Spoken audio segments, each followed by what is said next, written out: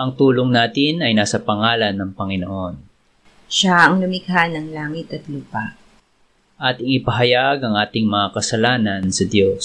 Ang ating Diyos ay Diyos na mahabagin at mapagpatawad.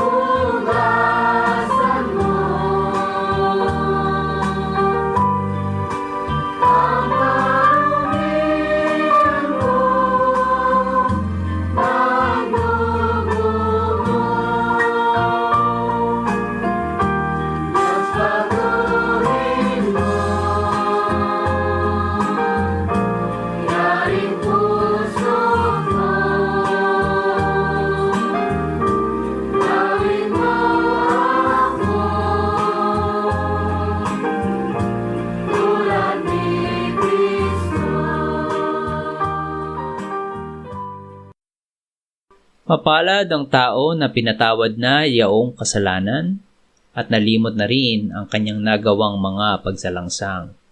Mapalad ang taong sa harap ng Panginoon ay di na pinararatangan ng kasalanan, dahilan sa siya ay hindi nanlilinlang. Nung hindi ko pa naipapahayag yaring kasalanan, sa buong maghapon ako'y nananangis sa matinding lumbay.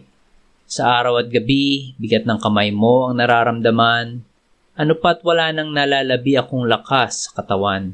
Hamog ang kaparis na dagling na tuyo sa sikat ng araw.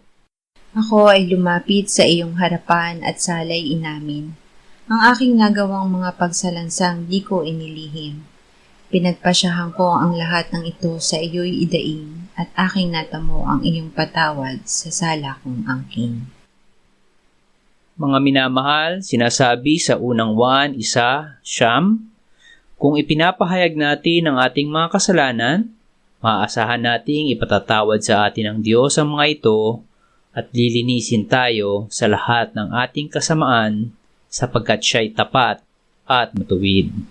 Salamat sa iyo, O Diyos. Pinatunayan mo ang iyong pag-ibig sa amin nang si Kristo ay mamatay para sa amin noong kami mga makasalanan pa. Ngayon ay buksan mo ang aming mga labi at kami ay magpupuri sa iyo.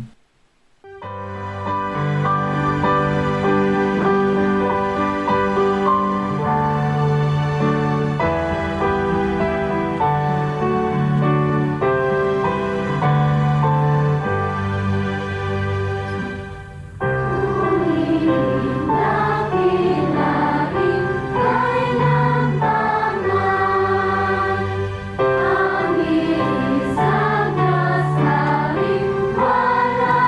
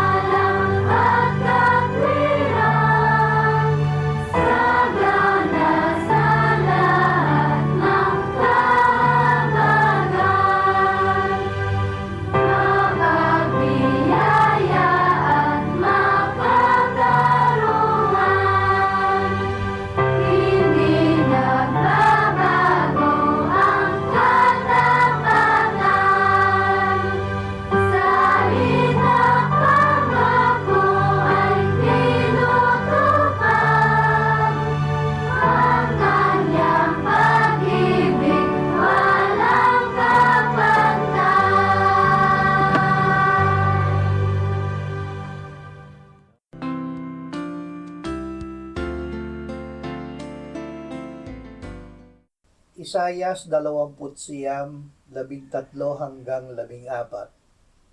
Sinabi ng Panginoon, sapagkat ang bayang ito ay lumalapit sa pamamagitan ng kanilang bibig, at pinapupurihan ako ng kanilang labi, samantalang malayo ang kanilang puso sa akin, at ang kanilang takot sa akin ay utos ng mga tao na natutuhan sa pamamagitan ng pagsasaulo. Dahil dito, muli akong gagawa ng kahangahangang mga gawa sa bayang ito, kahanga-hanga at kagilagilalas, at ang karunungan ng kanilang mga pantas ay mapapawi, at ang unawa ng kanilang mga taong may unawa ay malilihim. Alamin ang iniisip ng Diyos. Ang pag-iisip at mga daan ng Diyos ay iba at sing taas ng langit hambing sa pag-iisip natin. Ngunit ito ay ipaalam ng Diyos sa atin kung siya ay ating hahanapin at ating tatalikdan ang kasalanan. Ang tao ay nagkasala dahil ninasa niya na maging matalino sa kanyang sarili. Kung tayo ay umaasa sa karunungan ng sarili o ng sino mang tao, hindi natin mauunawaan ang salita ng Diyos. Ang banal na kasulatan ay magiging selyadong aklat sa atin, at kahit ito ay mabuksan, tayo ay magiging gaya ng hindi marunong bumasa. Kung ang Diyos ang hahanapin natin, makikilala natin siya at si Jesucristo na kanyang isinugo. Tayo ay magiging gaya ng bingi na nakakarinig at bulag na nakakakita. Sasampalataya tayo sa kanyang anak at bibigyan niya tayo ng buhay na walang hanggan at ng kasaganaan nito.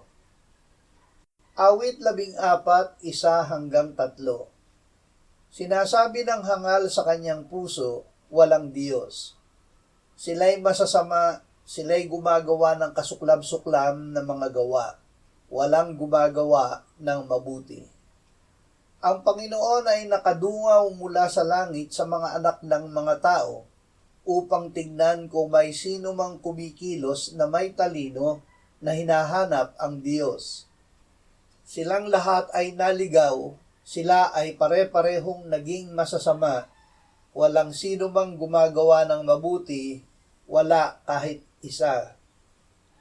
Huwag maging hangal. Ang hindi sumasampalatayang may Diyos ay hangal. Kung walang pananampalataya ay hindi maaaring kalugdan ng Diyos, sapagat ang sino mang lumalapit sa Kanya ay dapat sumampalatayang may Diyos at siya ang tagapagbigay gantimpala sa mga masigasig na humahanap sa Kanya. Sa akala ng nagsasabing walang Diyos, siya ay matalino. Diyos ang nagsasabi na siya ay hangal, masama, gumagawa ng kasuklab-suklab na gawa, at walang ginagawang mabuti. Efeso 5:22-25-30. Mga asawang babae, pasakop kayo sa inyo-inyong mga asawa, gaya ng pagpapasakop ninyo sa Panginoon. Mga asawang lalaki, mahalin ninyo ang inyo-inyong mga asawa, gaya ni Kristo na nagmahal sa iglesia at ibinigay ang kanyang sarili alang-alang sa kanya, upang kanyang pakabanalin siya na nilinis sa pamamagitan ng paghuhugas ng tubig sa salita, upang kanyang maiharap sa kanyang sarili ang isang maluwalhating iglesia na walang batik o kulubot o anumang gayong bagay, kundi siya ay maging banal at walang dungis. Gayon din naman, nararapat ibigin ng mga asawang lalaki ang kanya-kanyang sariling asawa gaya ng kanilang sariling mga katawan. Ang umiibig sa kanyang sariling asawa ay umiibig sa kanyang sarili. Makipag-isa sa Diyos. Ang pakikisama sa Panginoon ay pagiging iisang espiritu na kasama niya. Ang pakikisamang ito ay inilarawan ng Biblia sa pagsasama ng mag-asawa. Ang pagiging isa ng mag-asawa ay tinawag na pagkakilala nila sa isa't isa. Ang buhay na walang hanggan ay pagkakilala sa Ama na iisa at tunay na Diyos at kay Hesukristo na kanyang isinugo. Nakikilala natin ang Panginoon sa paraan ng pagpapasakop sa Kanya. Ipinakikilala ng Panginoon ang Kanyang sarili sa paraan ng pagmamahal sa Iglesia. Pinatunayan niya ang pag-ibig niya sa pagbibigay ng Kanyang sarili sa kamatayan sa krus upang linisin at pabanalin at maiharap niya sa Kanya ang Iglesia na maluwalhati, walang batik o kulubot o anumang gayong bagay, kundi banal at walang dungis. Marcos 7:5-8. Si Jesus ay tinanong ng mga Pariseo at mga Eskriba, "Bakit ang iyong mga alagad ay hindi lumalakad ayon sa tradisyon ng matatanda, kundi kumakain ng tinapay na marurumi ang mga kamay?" At sinabi niya sa kanila, "Tama ang pahayag ni Isaias tungkol sa inyo ng mga mapagkunwari. Ayon sa nasusulat, iginagalang ako ng bayang ito ng kanilang mga labi, subalit ang kanilang puso ay malayo sa akin. At walang kabuluhan ang pagsamba nila sa akin, na itinuturo bilang aral ang mga utos ng mga tao. Iniwan ninyo ang utos ng Diyos at inyong pinanghahawakan ang tradisyon ng mga tao. Pahalagahan ang Diyos at ang Kanyang salita." Sinabi ng Panginoong Hesus sa Kanyang mga alagad, "Hindi kayo dapat tawaging Rabi, sapagkat iisa ang inyong guro at kayong lahat ay magkakapatid. At huwag ninyong tawaging inyong ama ang sinumang tao sa lupa, sapagkat iisa ang inyong Ama, siya na nasa langit. Ni huwag kayong patawag ng mga tagapagturo, sapagkat iisa ang inyong tagapagturo, ang Kristo." Sinabi ito ng Panginoon dahil mapanganib na tayo ay malinlang ng mga relihiyosong tao upang sila ang ating ihalili sa Diyos bilang ating Ama at sila ang ating ihalili kay Kristo bilang tagapagturo. Pahalagahan natin, tangi ang Diyos at ang Kanyang salita at ang Panginoong Hesus bilang ating guro upang manatili sa tunay na pananampalataya at sa biyaya ng Diyos. Igalang ang Ama at Ina.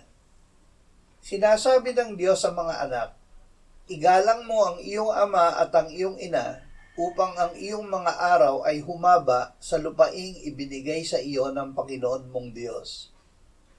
Upang maranasan ang pangakong kalakip ng utos, ang Diyos mismo at ang Kanyang salita sa kadalisayan nito ang matapat nating sundin.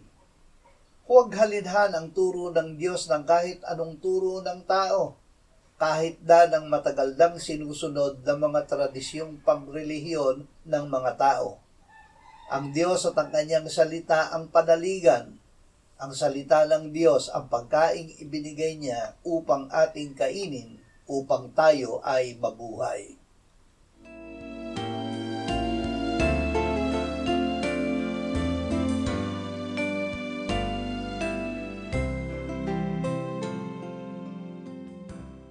Manalangin tayo. Panginoong Hesus, sinabi mo, "Malibang kainin ninyo ang laman ng anak ng tao at inumin ang kanyang dugo, kayo ay walang buhay sa inyo. Ang sino mang kumakain ng aking laman at umiinom ng aking dugo ay may buhay na walang hanggan, at akin siyang muling bubuhayin sa huling araw. Sapagkat ang aking laman ay tunay na pagkain at ang aking dugo ay tunay na inumin. Siya na kumakain ng aking laman at umiinom ng aking dugo ay nananahan sa akin at ako sa kanya. Kung paanong buhay ang Ama na nagsugo sa akin at ako ay nabubuhay sa pamamagitan ng Ama, gayon din siya na kumakain sa akin, siya man ay mabubuhay sa pamamagitan ko." Panginoong Hesus, aming tagapagligtas, tinatanggap ka namin sa oras na ito bilang aming tinapay ng buhay. Tinatanggap namin ang iyong katawan na ipinako sa krus, namatay, inilibing, binuhay na muli, at iniakyat ng Ama sa kanyang kanan sa langit bilang aming tunay na pagkain. Tinatanggap namin ang iyong dugo na nabuhos sa ipagpapatawad ng aming kasalanan bilang aming tunay na inumin. Manahan at mabuhay ka sa amin upang kami ay mamuhay sa pamamagitan mo kung paanong ikaw ay namuhay sa pamamagitan ng Ama. Salamat, Ama, sapagkat dahil kay Kristo, kami ngayon ay nakapamumuhay kasama mo kaisa ng Espiritu Santo. Sa iyo ang lahat ng kaluwalhatian, ngayon at magpakailanman. Amen.